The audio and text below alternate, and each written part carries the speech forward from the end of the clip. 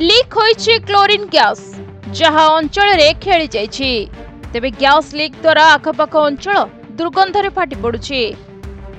तेबे gas leak हेउथिबा स्थान रे साई इंटरनेशनल स्कूल रहितिबा सूचना मिलुछि।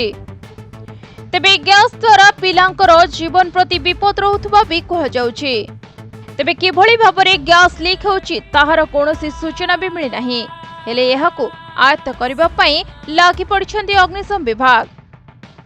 तेबे घटनास्थल रे अग्निशम विभाग परिस्थिति को आयत्त करिबार लागिछन्ति। सेपटे केमिकल कंपनी रो कोनोसी कर्तृपक्ष एठारे उपस्थित नहांती।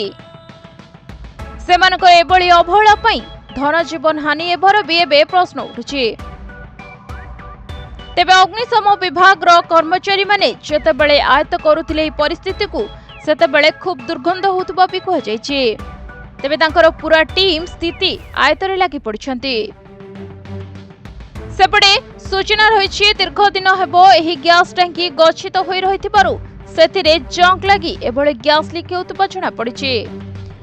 तेबे गैस लीक कारणरू दुई जनकर स्वास्थ्य अवस्था बिगड़िछि। सेमानकर स्वास्थ्य अवस्था एते मात्रा रे बिगड़िछि तांकु मेडिकल रे भर्ती करा जायछि।